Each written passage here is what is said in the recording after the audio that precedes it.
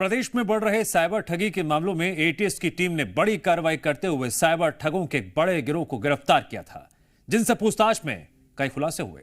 Cyber ठगी सिर्फ भारत तक सीमित नहीं है। हैरान कर देने वाली बात तो यह है, इसके कनेक्शन आतंक तक जुड़ रहे हैं।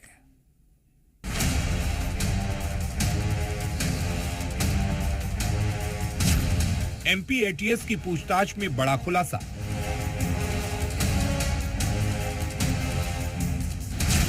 साइबर क्राइम से जुड़े टेरर फंडिंग के तार।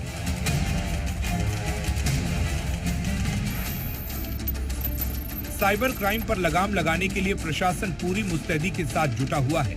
हर संदिग्ध पर नजर रखी जा रही है। साइबर क्राइम की टीम ने पिछले कुछ दिनों में ताबड़तोड़ कार्रवाई की है। बीते गुरुवार साइबर क्राइम ने अलग अलग जगहों से करोड़ों की साइबर ठगी से जुड़े गिरोह को हिरासत में लिया था। आरोपियों को 14 दिन की रिमांड पर लेकर एमपी एटीएस पूछताछ कर रही है। पूछताछ में बड़ा खुलासा हुआ है। साइबर क्राइम केस में टेरर फंडिंग होने के कनेक्शन सामने आए हैं। साइबर क्राइम केस से जुड़े टेरर फंडिंग के तार, सतना, जबलपुर और कई राज्यों से जुड़े कनेक्शन, बैंक खातों में भेजी जा रही खाड़ी देशों से रकम। साइबर क्राइम के अपराधी खरीदते हैं बैंक अकाउंट। गुरुग्राम में भी एटीएस की टीम ने की थी पूछताछ। आरोपियों की क्राइम कुंडली खंगाल रही पुलिस। आरोपी पकड़े गए हैं। इनके तार टेररिस्ट संगठनों से जुड़े हुए थे और इनके जो अकाउंट खुलवाए जाते थे उसमें करीब करोड़ों रुपए का लेन देन सामने आया है और विदेश पैसा जहां खाड़ी देश है वहां के अकाउंटों में जाने की लोकेशन सामने आई है।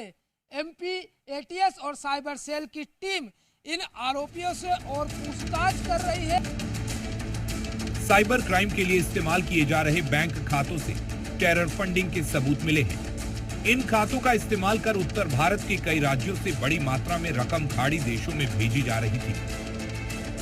वहीं इस मामले ने शॉकिंग टर्न तब लिया जब एटीएस की कस्टडी में एक आरोपी ने होटल की तीसरी मंजिल से कूदकर जान दे दी।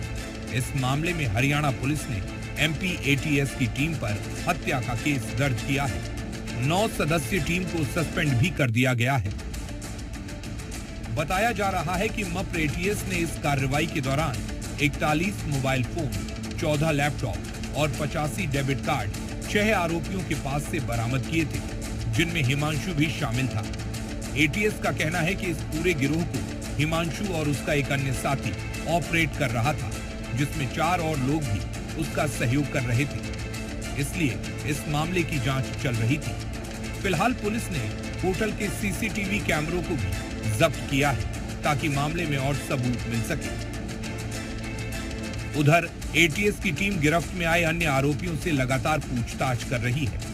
बैंक खातों की खरीद फरोख्त भी अपराधी कर रहे हैं, जिनके लिंक हरियाणा, छत्तीसगढ़, तमिलनाडु, पश्चिम बंगाल और उत्तर प्रदेश से मिले हैं।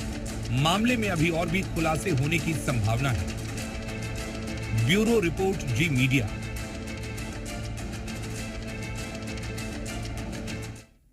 एक तरफ जहां साइबर आरोपियों से पूछताछ में बड़े खुलासे हो रहे हैं, वहीं इंदौर में साइबर अपराध का एक और केस सामने आ गया। एक डॉक्टर साहब रातों रात अरबपति बनने के लालच में अब सड़क पर आ गए हैं। डिजिटल होती इस दुनिया में कोई अपराध अगर तेजी से पांव पसार रहा है तो वो है साइबर अपराध। डिजिटल दुनिया के अपराधी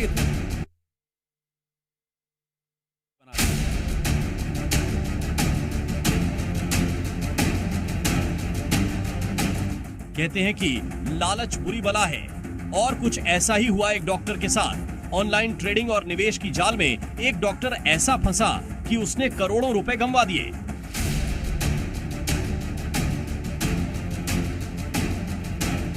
साइबर अपराधियों ने डॉक्टर को ऐसा फंसाया कि डॉक्टर उसमें फंसता चला गया। इसकी शुरुआत पिछले साल 9 अगस्त को फेसबुक के जरिए हुई। इसके बाद आरोपी ने कॉल लगाए और एक लिंक भेजकर डॉक्टर का ट्रेडिंग कंपनी में ऑनलाइन रजिस्ट्रेशन करवा दिया।